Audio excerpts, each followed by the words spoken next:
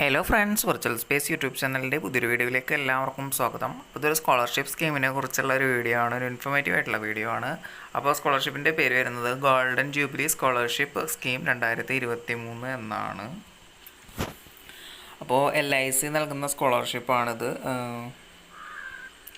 അപ്പോൾ economically weaker സെക്ഷനിലുള്ള കുട്ടികൾക്ക് higher education pursue ചെയ്യാൻ വേണ്ടിയിട്ട് കൊടുക്കുന്ന സ്കോളർഷിപ്പാണ്. നമുക്ക് അപ്പോൾ കൂടുതൽ ഡീറ്റെയിൽസ് വായിച്ച് നോക്കാം.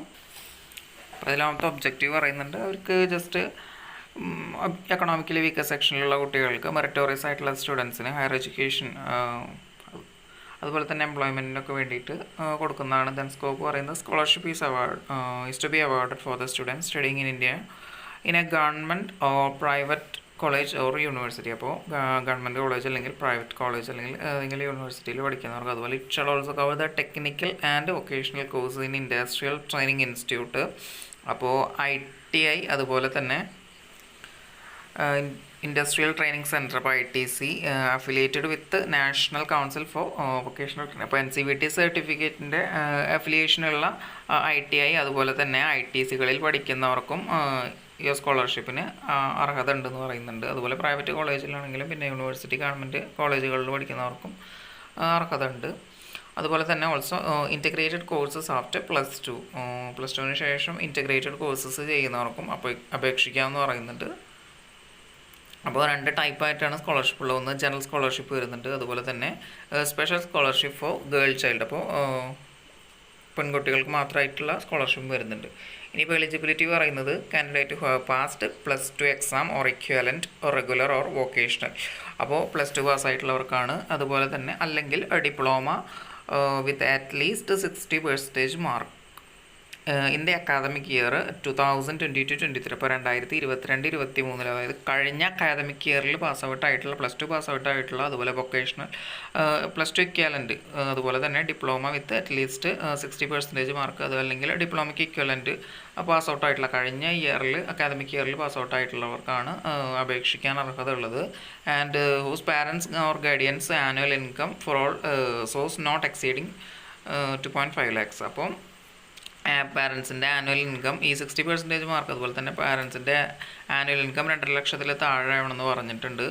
ദെൻ അതിനകത്ത് റിലാക്സേഷൻ കൊടുത്തിട്ടുണ്ട്, അത് നമുക്ക് പിന്നെ വായിക്കാം. അത് നമുക്ക് പിന്നെ നോക്കാം.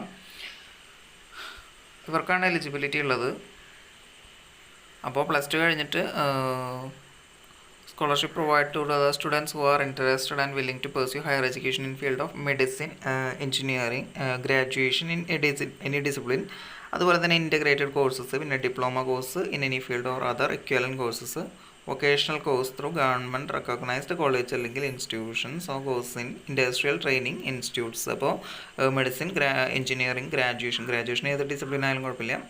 അതുപോലെ തന്നെ ഇൻറ്റഗ്രേറ്റഡ് കോഴ്സസ്, ഡിപ്ലോമ കോഴ്സ് അത് ഏത് ഫീൽഡായാലും കുഴപ്പമില്ല. അതുപോലെ തന്നെ തത്തുല്യമായിട്ടുള്ള കോഴ്സുകൾ, അതുപോലെ വൊക്കേഷണൽ കോഴ്സുകൾ അത് ഗവൺമെൻറ് റെക്കഗ്നൈസ്ഡ് കോളേജ് അല്ലെങ്കിൽ ഇൻസ്റ്റിറ്റ്യൂഷൻ അതുപോലെ തന്നെ ITIകളിലും നമ്മൾ നേരത്തെ പറഞ്ഞാണ് അപേക്ഷിക്കാൻ സാധിക്കും. ഇനി all candidate who have passed class 10 exam or equivalent with at least 60% mark or equivalent grade in academic year 2022-23 and whose parents or guardians have an annual income for all sources not exceeding 2.5 lakhs per annum are eligible to apply for scholarship. The scholarship is provided to the students who are pursuing higher education in field of vocational or diploma courses through government or recognized college or institution or course in industrial training institute. അപ്പോൾ 10ാം class കഴിഞ്ഞിട്ടും അതുപോലെ തന്നെ ഈ ഏതെങ്കിലും vocational കോഴ്സുകൾ അത് അല്ലെങ്കിൽ diploma course government recognised കോളേജുകൾ അല്ലെങ്കിൽ ഇൻസ്റ്റിറ്റ്യൂഷൻ അതുപോലെ തന്നെ ITIകളിൽ പഠിക്കുന്ന ആളുകൾക്കും അപേക്ഷ സമർപ്പിക്കാൻ സാധിക്കും. അപ്പോൾ അവർക്കും വേണ്ടത് 10ാം ക്ലാസ്സിൽ 60% മാർക്കും വാർഷിക വരുമാനം 2.5 ലക്ഷത്തിൽ താഴെയുമാണ്. ഇനി ഇത് ജനറൽ സ്കോളർഷിപ്പ് വരുന്നത് ഇങ്ങനെയാണ്. ഇനി വരുന്നത് special scholarship for girl child. To encourage education to girl child, special scholarship for girl child after class 10 for pursuing higher studies in intermediate 10+2 pattern vocational or diploma course through government recognized colleges, institutions or course in industrial training institute for 2 years, who have passed class 10 exam or equivalent with at least 60% mark in academic year 2022-23 and those parents whose parents or guardians have an annual income for all sources not exceeding 2.5 lakhs per annum are eligible to apply for scholarship. അപ്പോൾ ഇത് special scholarship for girl child വരുന്നത് 10ാം class കഴിഞ്ഞിട്ടുള്ളവർക്കാണ്. Same eligibility criteria തന്നെയാണ് പറയുന്നത്. പക്ഷേ 10+2 pattern അല്ലെങ്കിൽ intermediate അതല്ലെങ്കിൽ vocational അല്ലെങ്കിൽ diploma കോഴ്സിന് പഠിക്കുന്ന കുട്ടികൾക്കാണ് ഇനി 10ാം ക്ലാസ് കഴിഞ്ഞിട്ട് ഇതേതെങ്കിലും കോഴ്സുകൾ പഠിക്കുന്നവർക്കാണ് ഇതിനെ അപേക്ഷിക്കാൻ സാധിക്കുന്നത്. മാർക്ക് പറയുന്നത് 60%, അതുപോലെ തന്നെ ആനുവൽ ഇൻകം 2.5 ലക്ഷത്തിൽ താഴെയും തന്നെയാണ് പറയുന്നത്. ഇനി scholarship shall provider only students who are going under graduation or equivalent including integrated courses only. The scholarship is meant for post graduation studies പറഞ്ഞിട്ടുണ്ട്. അപ്പോൾ ഇതിനകത്ത് പറയുന്നത് എന്താണ്? Scholarship provider only the student going for under graduation or its equivalent. അപ്പോൾ degree അല്ലെങ്കിൽ equivalent കോഴ്സസിന് പോകുന്നവർക്കാണ് അതുപോലെ തന്നെ including integrated courses only. This scholarship is not meant for post graduation studies. അപ്പോൾ PG പഠിക്കുന്നവർക്കൊന്നും വേണ്ടിയിട്ടുള്ള സ്കോളർഷിപ്പ് അല്ല എന്ന് പറയുന്നുണ്ട്. ഇനി ഡ്യൂറേഷൻ പറയുന്നത് scholarship shall be provided for the entire duration of the course under general scholarship and for 2 years under the special girl scholar subject to the candidate fulfilling requisite eligibility conditions for renewal. അപ്പോൾ എന്താണ്, നിങ്ങൾക്ക് പഠന കാലയളവിൽ മുഴുവൻ ഈ ഒരു scholarship ലഭിക്കുന്നതാണ് പറയുന്നത്. എൻ്റെ ഒരു ഡ്യൂറേഷൻ ഓഫ് യുവർ കോഴ്സ്. ഇനി ആ സ്പെഷ്യൽ ഗേൾ ചൈൽഡിനുള്ള സ്കോളർഷിപ്പ് വരുന്നത് 2 വർഷത്തേക്കാണ് ലഭിക്കുന്നത്. ഇനി റേറ്റ് പറയുന്നുണ്ട് സ്കോളർഷിപ്പിൻ്റെ. അപ്പോൾ ജനറൽ സ്കോളർഷിപ്പ് ശ്രദ്ധിക്കണം, 40,000 per annum. അപ്പോൾ വർഷത്തിൽ 40,000 രൂപ കിട്ടും. സെലക്ട് ചെയ്തിട്ടുള്ള ആളുകൾക്കാണ് കിട്ടുന്നത്. Higher education in field of medicine and shall be payable every year in 3 installment. അപ്പോൾ എല്ലാ വർഷവും 3 ഇൻസ്റ്റാൾമെൻ്റ് ആയിട്ട് 12,000, 16,000 എന്നുള്ള ഇൻസ്റ്റാൾമെൻ്റ് ആയിട്ട് നിങ്ങൾക്ക് 40,000 per annum ഓരോ വർഷവും കിട്ടുമെന്നാണ് പറയുന്നത്. During the duration of the course subject to eligibility. അപ്പോൾ കോഴ്സ് കാലാവധി കഴിയുന്നത് വരെ ലഭിക്കും. അതുപോലെ തന്നെ ആൻ എമൗണ്ട് ഓഫ് 30,000. അപ്പോൾ ഇത് മെഡിസിൻ പഠിക്കുന്നവർക്കാണ് ഈ 40,000 per annum കിട്ടുന്നത്. ഇനി 30,000 per annum will be awarded to the selected scholar who pursue higher education in field of engineering and shall be payable every year in 3 installments, 9,000, 9,000 and 12,000 during the duration of the course subject to eligibility. അപ്പോൾ ഇനി എഞ്ചിനീയറിങ്ങിന് പഠിക്കുന്നവർക്ക് 30,000 per annum ലഭിക്കുമെന്ന് പറയുന്നുണ്ട്. അതും 3 instalment ആയിട്ടാണെന്ന് പറയുന്നുണ്ട്. An amount of 20,000 per annum will be awarded to the selected scholar who pursue education in field of graduation in any discipline, integrated course, a diploma course in any field or other equivalent courses, vocational courses through government recognized colleges, institutes or course in industrial training institute shall be payable every year in 3 installment. അപ്പോൾ ഇവിടെ ഇനി പറയുന്നത്, ഇപ്പോൾ മെഡിസിനും engineering കഴിഞ്ഞു, ഇനി അടുത്തത് സാധാ ഏതെങ്കിലും ഡിഗ്രി ഗ്രാജുവേഷൻ ഇൻ ഡിസിപ്ലിൻ, അതുപോലെ തന്നെ integrated courses, then diploma courses, അതുപോലെ തന്നെ ITI courses.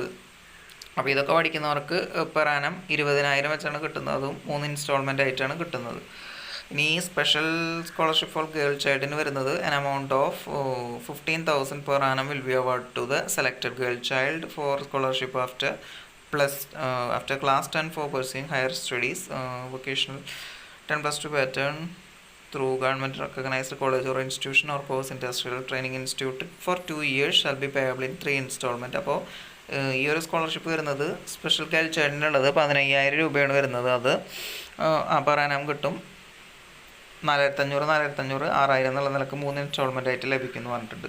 Then the above rates of scholarship are applicable for new entrants only from the scholarship year 2023.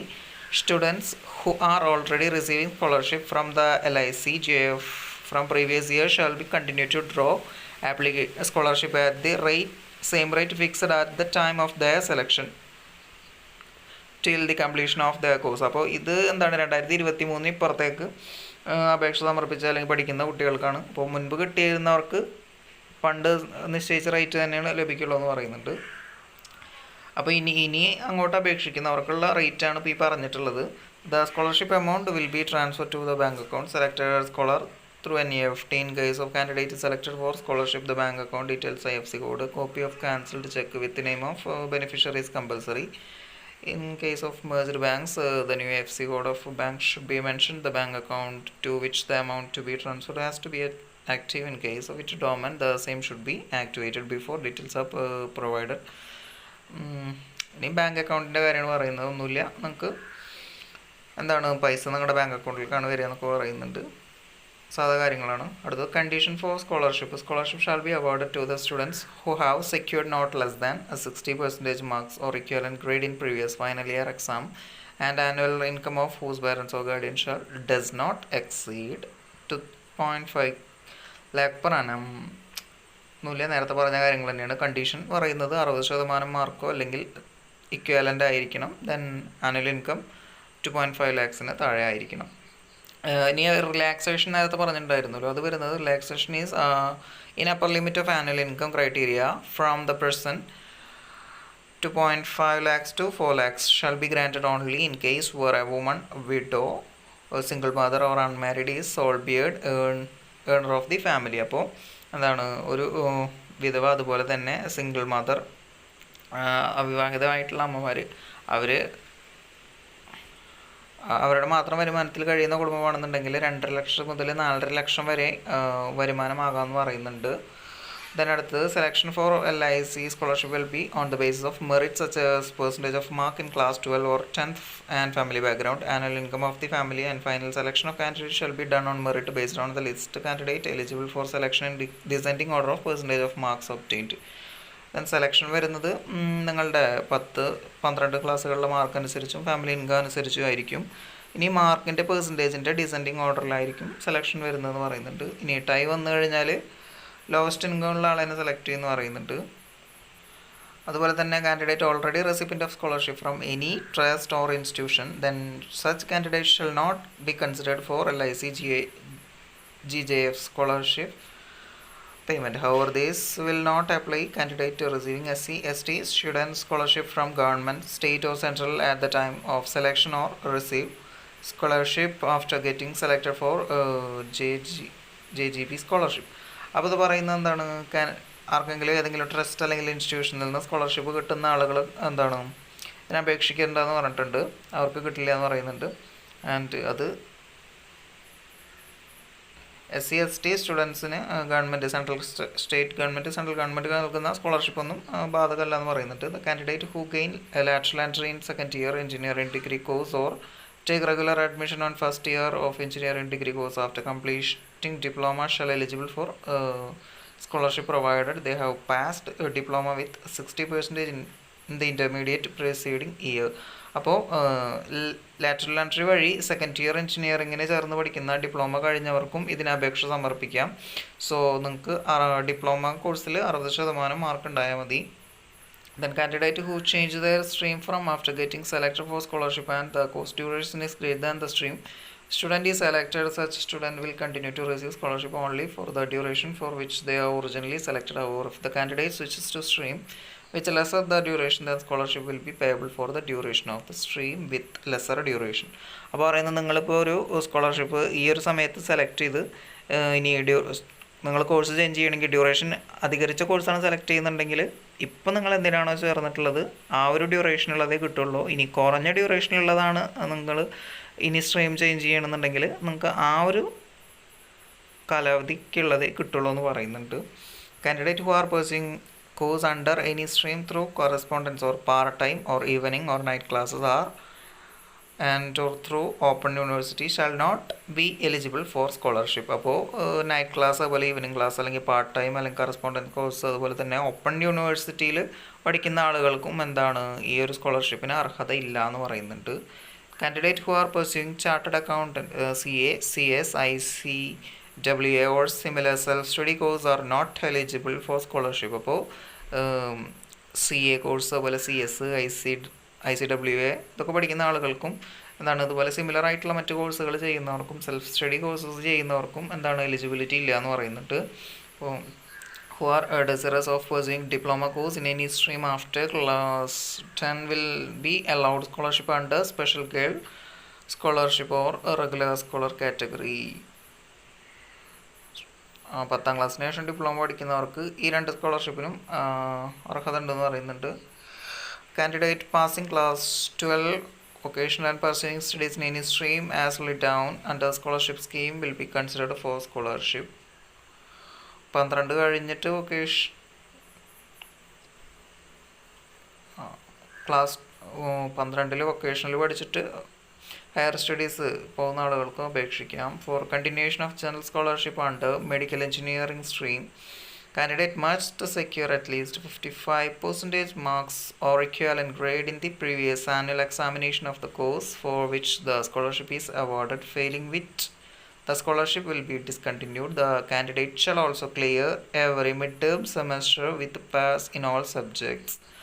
പറയുന്നുണ്ട് മെഡിക്കൽ എഞ്ചിനീയറിങ്ങിന് സ്ട്രീമാണ് തിരഞ്ഞെടുത്തിട്ടുള്ളതെന്നുണ്ടെങ്കിൽ നിങ്ങൾ എന്താണ് ഓരോ ആനുവൽ എക്സാമിനും 55% മാർക്ക് വാങ്ങണമെന്ന് പറഞ്ഞിട്ടുണ്ട്.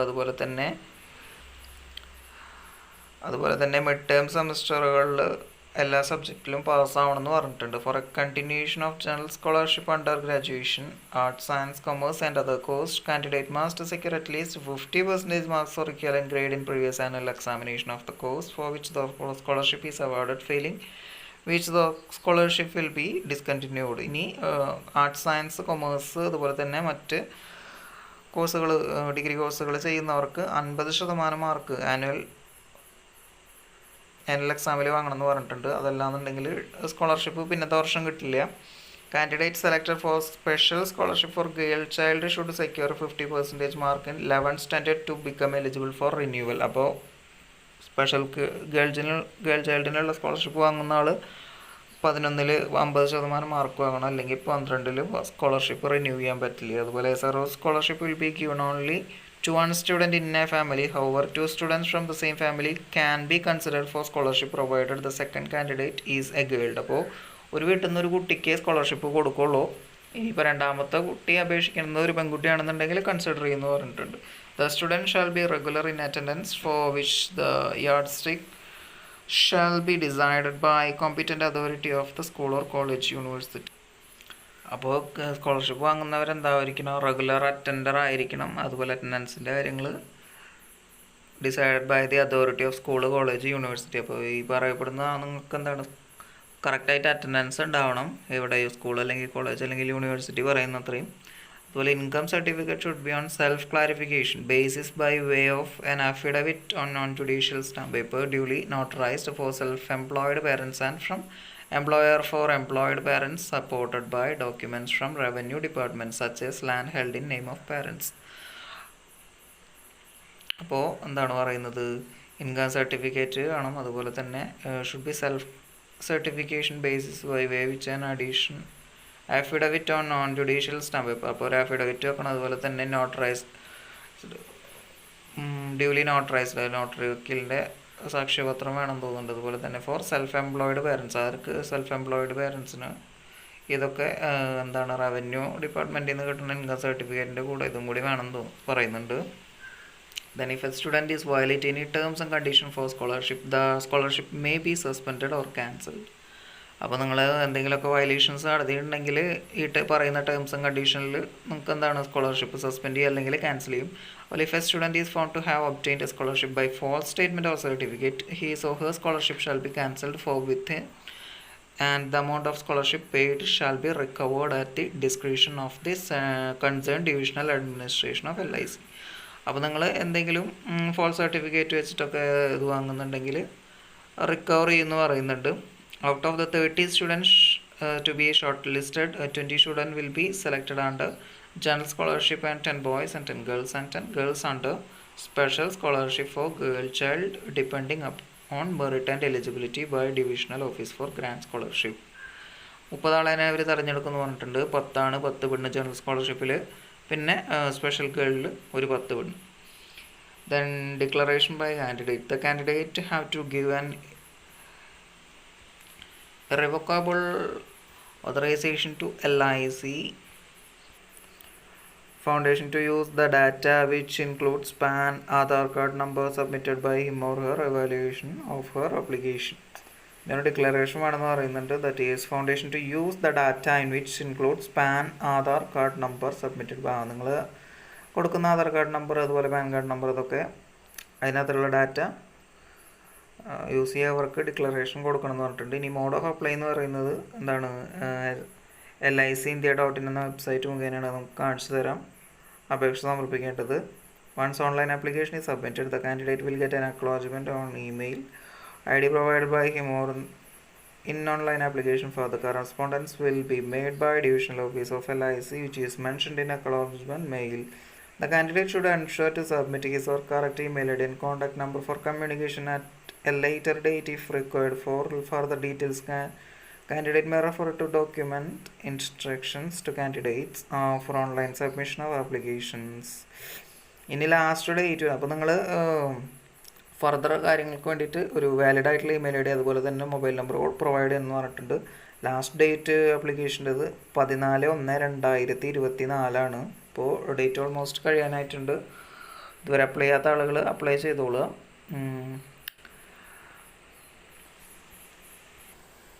അപ്പോൾ ഇതിനകത്ത് ഇനി ആപ്ലിക്കേഷൻ സമർപ്പിക്കുന്ന ആളുകൾക്ക് കുറച്ച് ഇൻഫർമേഷൻസ് കൊടുത്തിട്ടുണ്ട്.